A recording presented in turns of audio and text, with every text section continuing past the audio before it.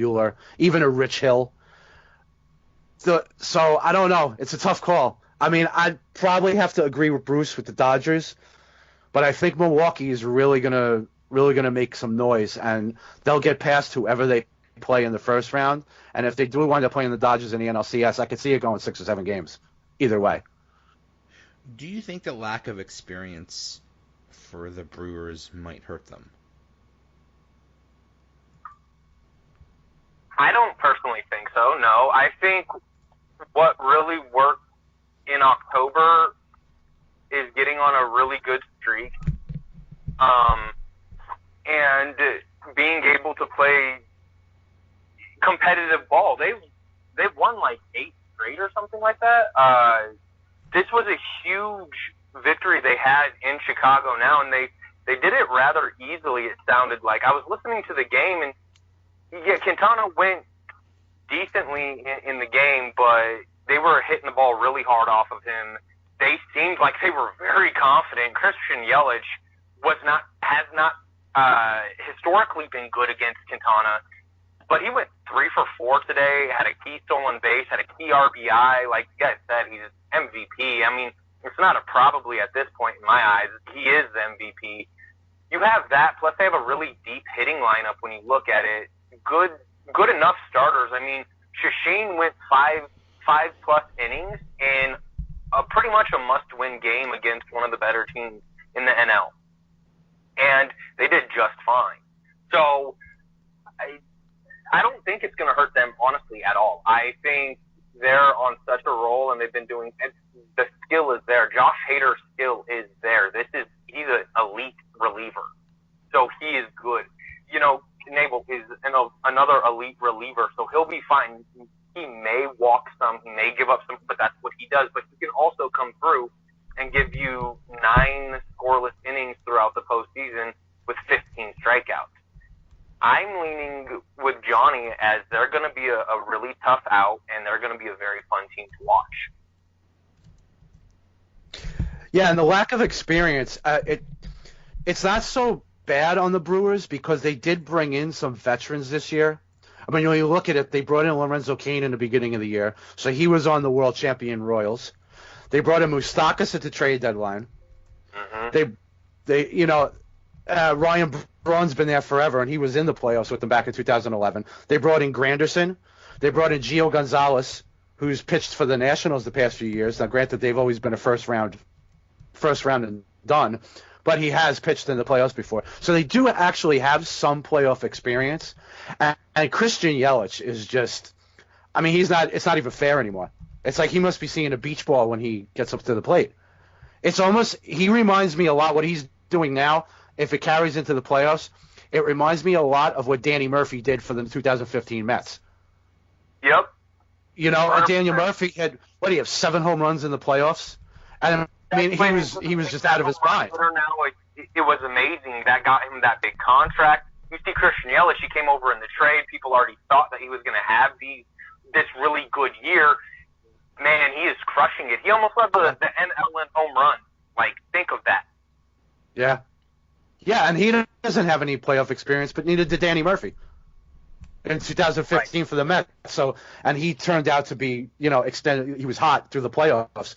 Yelich has been the hottest guy in the league the past couple of weeks. And like we said, MVP, there's no doubt in my mind anymore. I was a big Javi Baez believer for a while, but these past 2.5 weeks, what Milwaukee did to be able to actually take hold of the number 1 seed in the NL, that's all Christian Yelich. So there's no doubt in my mind. Remember the 2007 Rockies, they went on that huge September run where they only lost 1 game. They went to the World Series after they swept everybody in the NL. But they didn't have home field advantage. They didn't win their division on that like Milwaukee just did. So kind of keep that in mind when you have such a hot team playing right now. Yep. They could be on such a roll where they just walk through people. So I don't think it's going to hurt them at all. Yeah. And in the American League, God, it's so loaded. I mean, whoever wins between the A's and the Yankees, you have them facing Boston. Then you have Houston against Cleveland. it just seems it's just so loaded to me. The American League teams just seem like Unfair. Yeah, it is. It is unfair. I mean, that's just that Final Four in the American League is just going to be amazing. How do you think that's going to turn out? Johnny, how about you take that one? Okay. Oh, excuse me.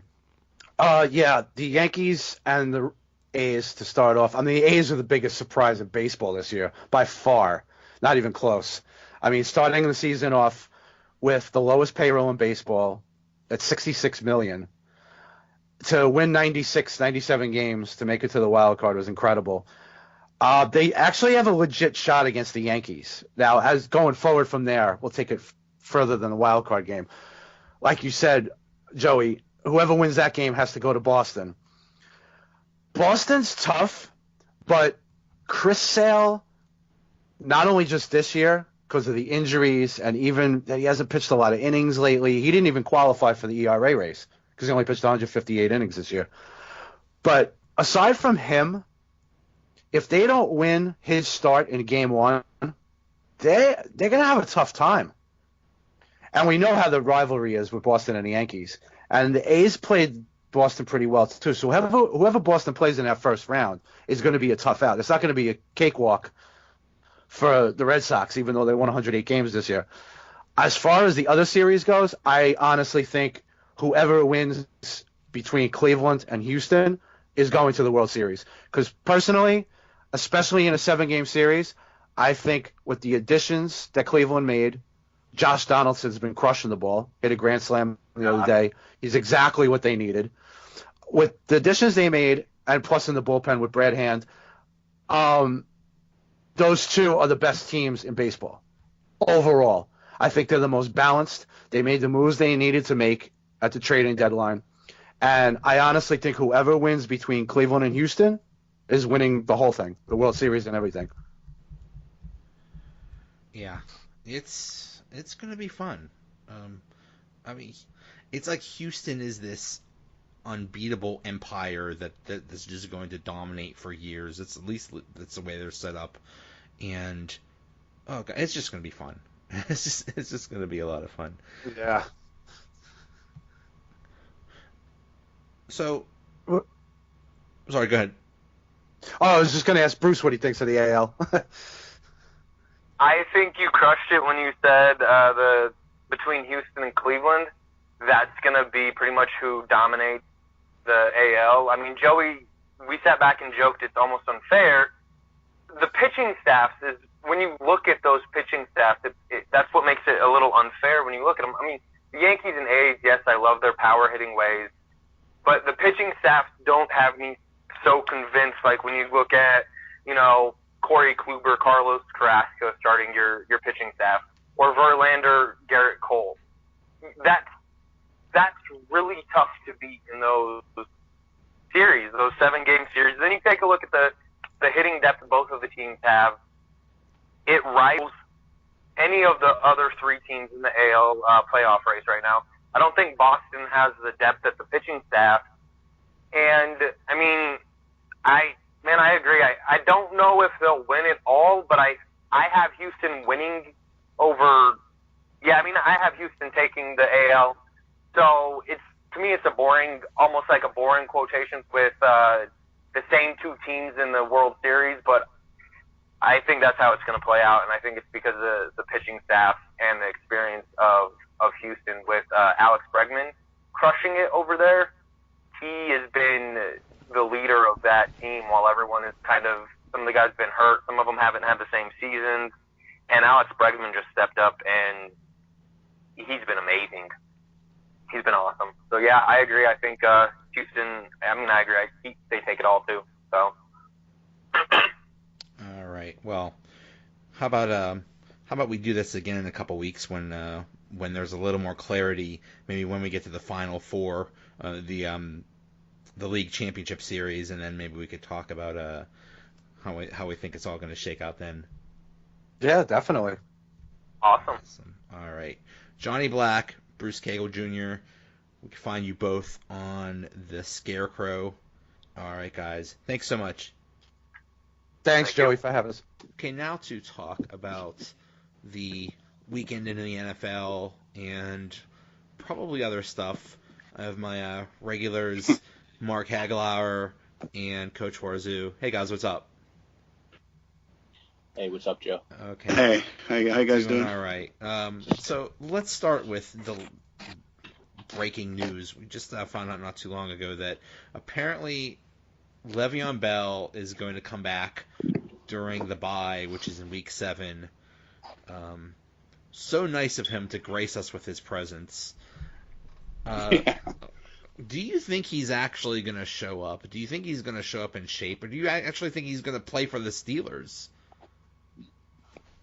I think it means maybe a couple of things. I think first it means if he is going to play for the Steelers, I think it means that he has to take a couple weeks and get in shape, number one. And I also think that coming back in Week 7, I believe the trade deadline is Week 8. So if he comes in Week 7 and signs that tag, I think it makes it a little easier for them to trade him, I believe, unless I'm wrong about that. I just think it's a good move either way. I also think maybe he kind of sees his value diminishing a little bit and teams kind of being iffy on how he's acting, how maybe Earl Thomas is acting, his comments on Earl Thomas's Instagram and whatnot, maybe things along that line. What do you think, Mark?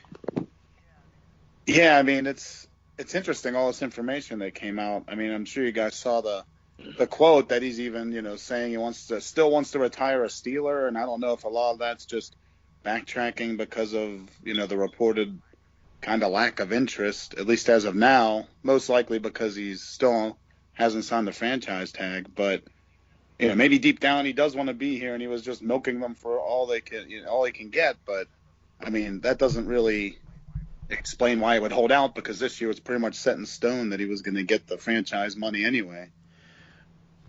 I wonder how much, the picture of him on the jet ski, that wasn't, I think that was TMZ. Flattering? Yeah. So, not exactly something that was under his control. I wonder, I don't know. I've stopped speculating about this guy, but I'm with you. I mean, I think I'm with you guys. I think it's going to be ugly. I think it's going to turn out ugly. The other thing is the James Harrison comments. I wonder how much of that is real. I wonder how much of that is Joey, Coach Warzu comments. Oh, I was on that. I was on the fake injury days before Harrison. Okay, so he listened. So James Harrison listened to our podcast, got the idea, yes, he did, and then put it out there. That's the official story. I wonder if that's really his strategy. Because, I don't know. I think part of me says that he's going to pull that crap, and the part of me says, well, okay, he's in shape. Maybe it's like in college when I would cram for a midterm and not do anything until the night before and then study up. So maybe he'll just hurry up and get trained up and be ready, or maybe he's just not even going to play at all. I don't know. Who knows? I mean, here's my thing too. I think maybe he's sitting back and saying to himself, my value's diminishing because, first of all, next year's running back class, I mean, I know David Johnson just signed a deal, but it's one of the most loaded free agent classes in a long time with you got J.E. playing through a fractured back, and maybe you have Le'Veon Bell and his agent sitting at home saying, man, like teams are seeing a J.E. coming out here playing through a fractured back. Like Tevin Coleman's going to be a free agent next year. Guys like Mark Ingram, he may be starting to kind of price himself out of the deal that he thought he was going to get and kind of diminishing his value just because of what he was doing. So I think he may be, getting the opposite results of what he kind of intended maybe. Yeah, that's what it sounds. I agree with that. I think it's kind of gone south on him. I think at first, maybe the first week or two, Exactly. were kind of like, on his side, and now it's getting to the point where people are the narrative's kind of turning on him. The jet ski thing didn't help at all, and his little comments here and there on social media. But I mean, it might be might be time where he has to, put up or shut up here, and